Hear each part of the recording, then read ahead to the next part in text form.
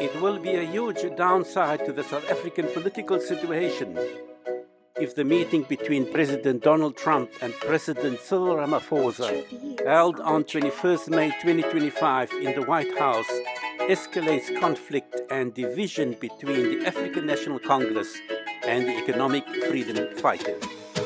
President Donald Trump got his political geography all wrong in his meeting with President Cyril Ramaphosa when he stated that genocide is being committed against the white farmers in South Africa, whilst it is taking place in historical broad daylight in Gaza against the Palestinians.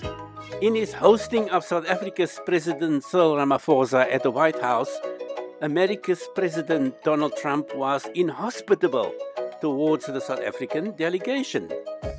President Trump showed video footage of the economic freedom fighters' leader Julius Malema singing the lyrics of the South African liberation song Dubuli, bhu-nu, which is translated as "kill the Boer" or the farmer. Turn the lights down and just put this on. It's right behind you. Johan. This one I'm going to do. We thought we got you.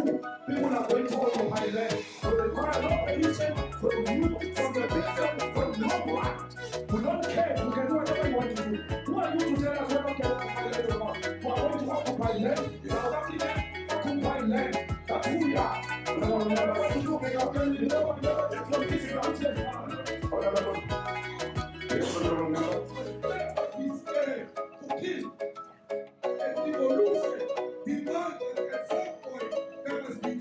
Because the killing is part of a revolutionary act.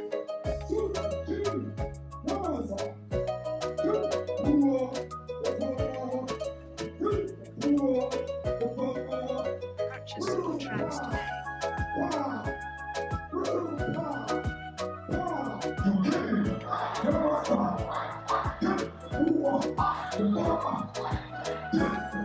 But the lyrics of this specific liberation song have a historical context, particularly pertinent to the liberation and freedom struggle from colonialism and apartheid. It is rather a stretch of his imagination on the part of President Donald Trump to imply that these lyrics are genocidal against the Afrikaners or any other white racial grouping. Dubuli, bhu-nu, translated as "kill the Boer" or the farmer, are lyrics forming part of a liberation song composed at the height of the most oppressive racial oppression perpetrated against the African people, both by colonial powers and the Afrikaner apartheid regime. President Trump allowed himself to be misled by his advisors to ignore the historical context of these lyrics, because when viewed or listened out of historical context, it gives the wrong impression that Africans have genocidal intentions against the Afrikaners and white farmers. But this is historically false and not situationally factual.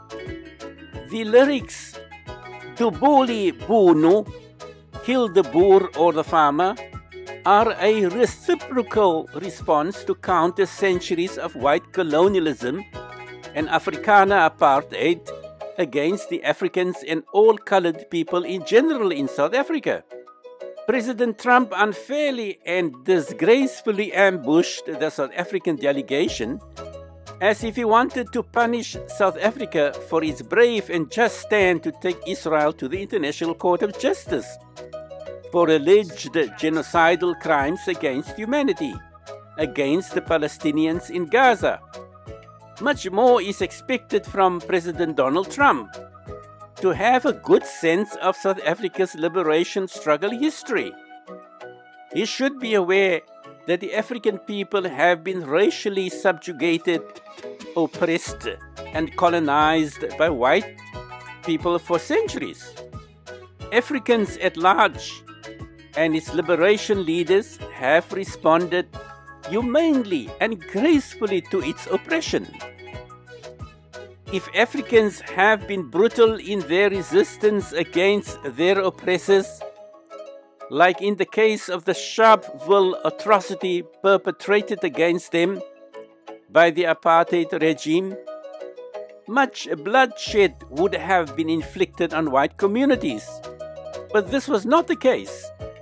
If President Trump was better informed by his political advisors, he would have got the sense that no atrocities or genocide were committed against the whites, both during colonialism and apartheid.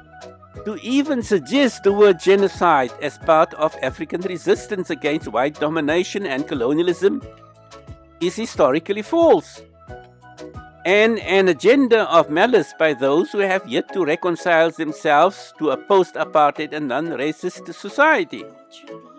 Of course, the leader of the economic freedom fighters, Julius Malema, and the rest of his leadership will eventually have to come to realize, hopefully sooner rather than later, that the lyrics of Dubuli, bhu-nu, kill the Boer or kill the farmer, do not fit the context of political reconciliation between former warring parties, both the oppressed and the oppressor.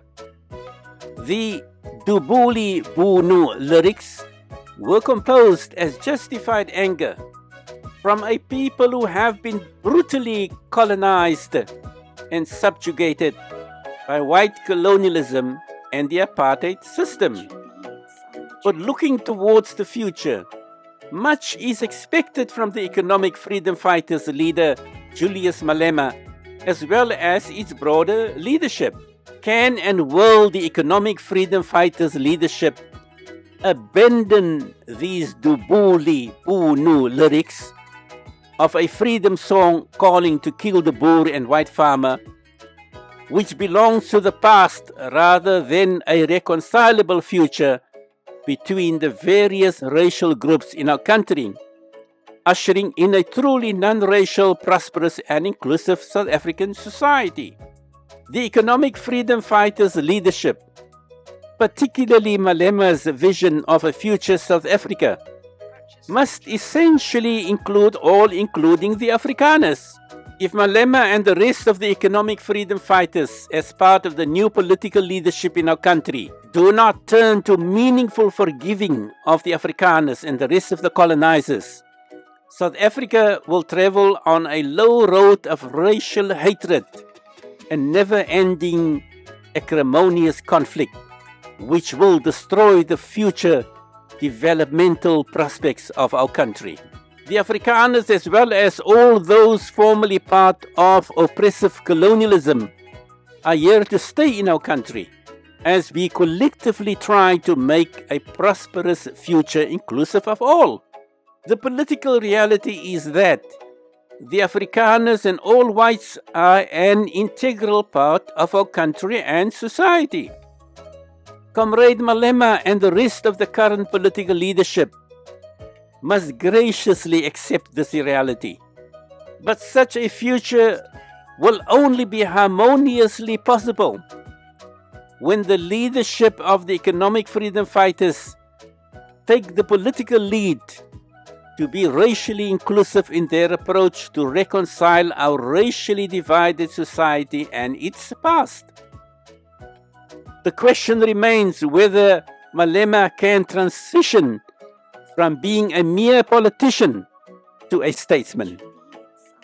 More is expected from the political leadership ruling our country to lead the way towards racial reconciliation.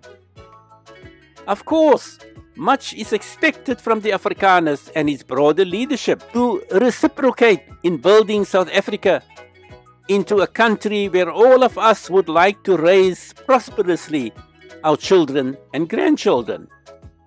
This is perhaps the hardest and most arduous part of walking the successful high road on the long walk to freedom, rather than the defeating low road of racial division and conflict.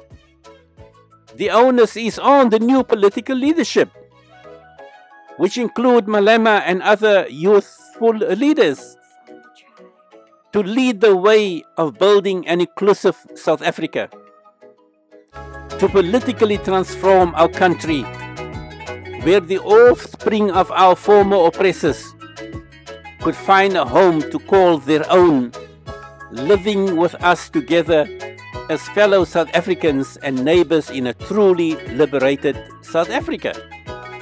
It is my strong belief that the EFF leader Julius Malema and the rest of the EFF leadership have the political capital and wherewithal to rise to such statesmanship, because the alternative outcome will be too grim and too bleak to contemplate for all of South Africa's diverse population.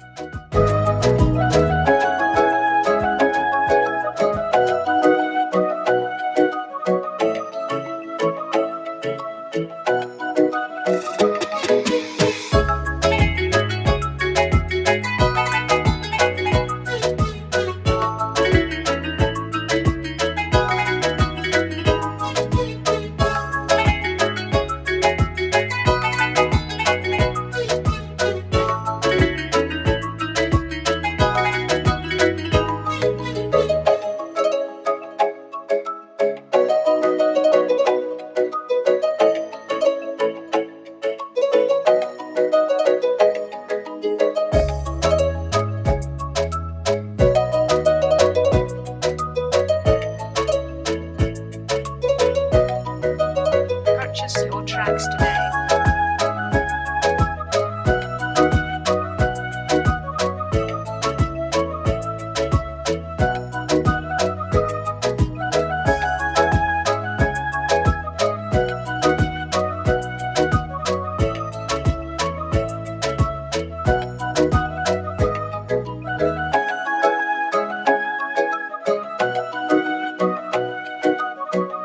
Ultra beats on the track.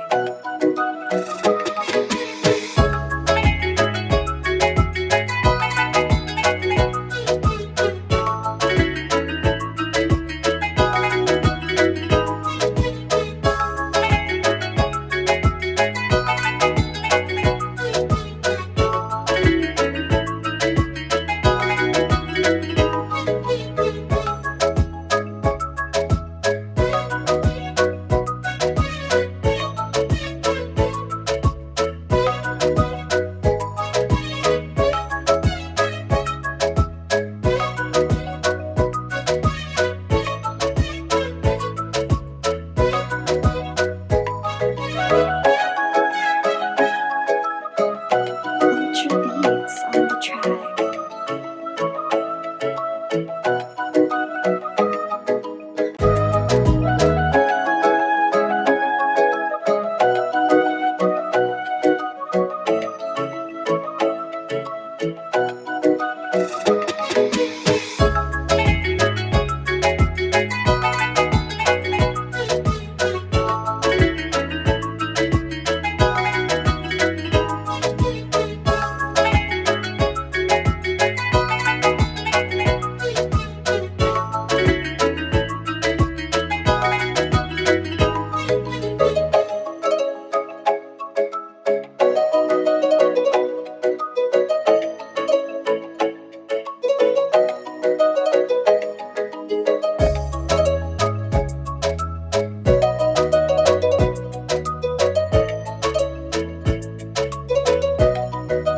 Purchase your tracks today.